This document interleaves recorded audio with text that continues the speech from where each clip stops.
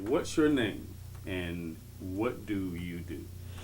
I'm Ray Nelson II, and I live my life and every day doing something I love to do, and I'll keep doing this until the day I die.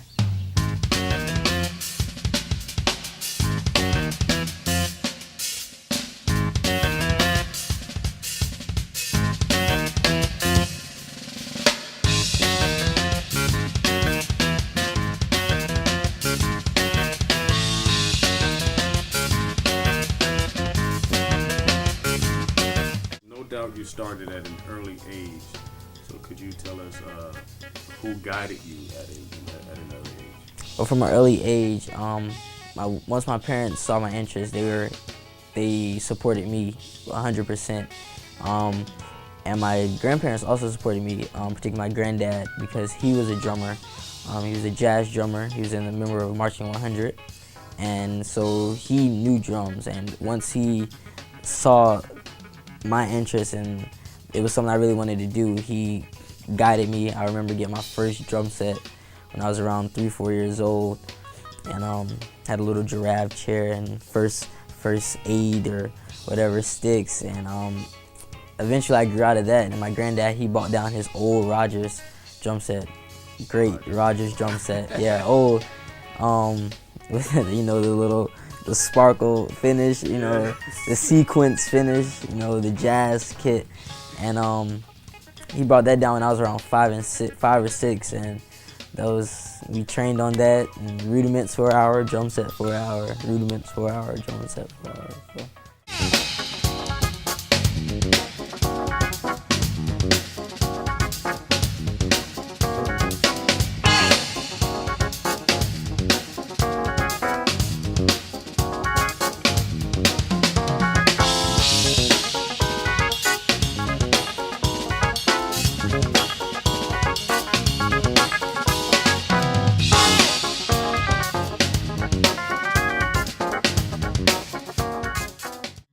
How does it feel to be the parents of Ray? I must say, just blessed. It just feels great, and it's a real testament of the fact that hard work does pay off. And I'm just proud to see that he's accomplished so much in his life so far, and the best is yet to come.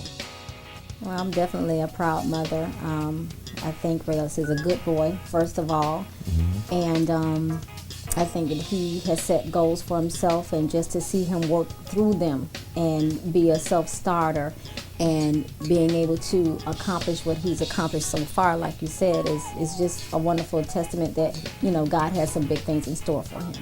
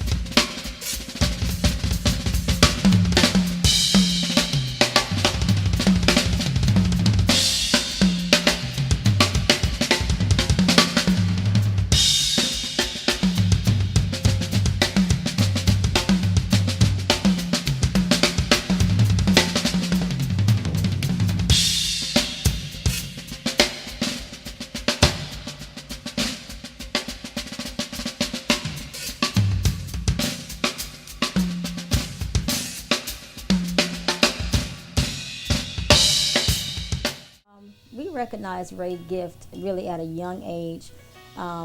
Being a singer myself and practicing in the garage, Ray would always go and make his plays by the drummer. And we thought it was just something that boys like to do, beating on pots, being by the drummer. But he would take it as far as going to church, putting out his 5 hymnals or Bibles, and didn't want anybody to sit in that spot, and put the envelope on the floor for his foot pedal, and he had asked for 2 pencils so he could play along with the drum at church. What sparked your interest into music and drums? I started at an early age, very young. I just remember always being at church or anywhere like around drums, and I was always attracted to the drummer. I remember going to church. My parents talked about me going to church and setting up my whole little section on my pew, and I know a lot of drummers used to, like, when you were younger, a lot of kids used to just beat on pots and pans, but I used to go out of my way and like actually set it up. Okay, this is my cymbal, this is my drum, this is my snare drum. I used to go out of my way, and that's all I can remember from my earliest memory is just me and playing on stuff and music and drums and marching band, snare, and everything, just drums, anything. Drums, I was drums. So.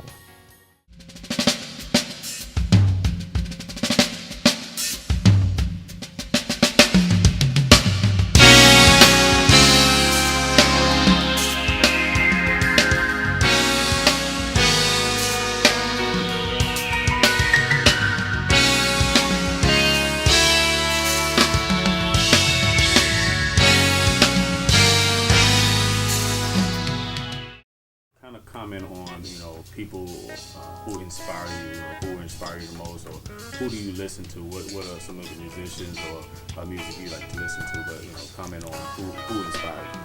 Well, I like all types of music, which I think is essential for a drummer to have a knowledge of all type of music, regardless, country, rock, funk, jazz, fusion, everything. When I was younger, my granddad was a jazzer, so we always used to listen to jazz CDs, jazz tapes. So of course Buddy Rich comes into play, Max Roach comes into play, Gene Krupa, Papa Joe Rooms. And then when I got older, I started looking at more modern guys, and one person that really sparked my attention when I was younger was Tony Royster Jr. because I looked at him as somewhat of an idol because he was young. He started out how I did. He was, marching band, growing up playing drums, loving drums, and he was really young. I believe when his first video came out with him and Dennis Chambers, he was around 14. And when I first saw that, I was around 8 or 9, and I was like, wow, like that's gonna be me one day. And so ever since then, I've been like studying Tony Royster Jr., Dennis Chambers, and Jojo Mayer. He's really an influential drummer to me right now because I like the fusion type. I like the different type of music. I don't like to just play the same thing everybody else is playing. And what Jojo does, he brings that like all the crazy time signatures in and just all the different types of styles. And I really like that fusion type style. And you can hear it in some of the music that we created for the DVD. So it was just a couple of guys. I mean, I try to listen to everybody. I don't limit myself because you can learn from anybody. Like you can learn from a guy watching YouTube video playing buckets in New York on the subway. So I don't limit myself to what I listen to. I try to listen and study any and everything. Really was our father, Ray's father, who actually saw the gift and said, this is more than just a little boy wanting to beat on pots and pans, but there was really something there. And so at that point, we began, Ray's father began giving Ray lessons in rudiments. What was your TV experiences like? Man, that was great. The whole process, the first time I was really on like a mainstream TV show was when I was around 8, which was the Showtime at the Apollo, back when it used to be like really popular back in the 90s. I remember having to go to Jacksonville and audition and getting a call and saying that I made it and got to go to New York. And a lot of people really didn't know about it, but we did some fundraiser to go to New York. And by the time the show aired and people were seeing it, it was just like, oh, you're Ray Nelson. I seen you on TV, Showtime at Apollo, everything like that. And which goes back to like my friends at school. They just thought it was like really crazy that I was like in 3rd grade, 4th grade, and I was like on TV, playing the drums, competition. And that first experience was just great. And then when I went to America's Most Talented Kids, 5th grade, between 5th and 6th grade, I was around 10 years old, and that was even crazier because I was working hard in the garage. Like me and my dad were going at it every day, routine, video audition, and then when I finally got the call that said I made it, and you know, they flew me out to California. We had to do a lot of fundraiser here, which means I was like playing more and more every night, trying to go this place, fundraise, go this place, fundraise, plan. So it was just a great experience, and being on TV, and that show actually was on TV. Like, people went home like a certain night, Tuesday, Monday night, and they saw it. And that time I had just got to middle school, so a lot of my friends it made me meet a lot of people, because people were like, oh, I saw you on TV. And then like all of my friends were like, yeah, it's my friend Ray, he was on TV. And me winning was actually just made it better, and like it showed like all over the country. So that experience just opened up so many doors, and just allowing to put that on resumes, and it was just a great experience.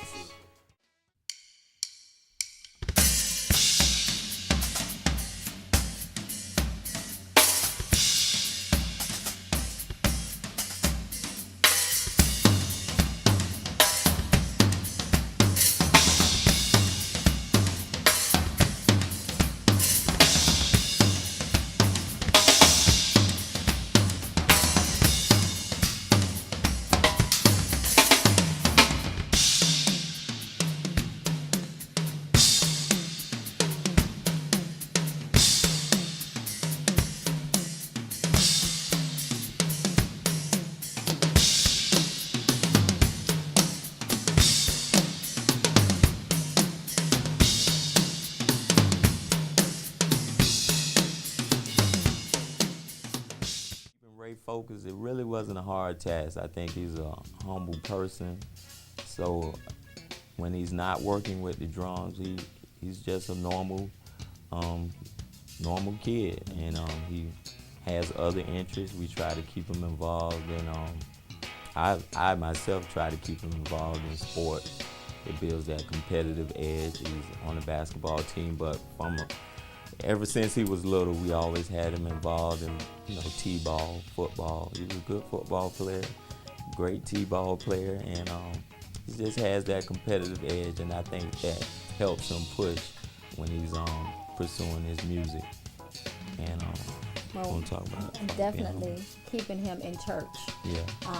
That's our foundation, and you have to live according to the Word of God, and you have to raise your children as the Word of God tells us to, and so he's definitely in church. He's being taught the Word of God, and through the Word of God, me being a very humble person, I tried to get over to him that would take you further than anything else, your humble spirit.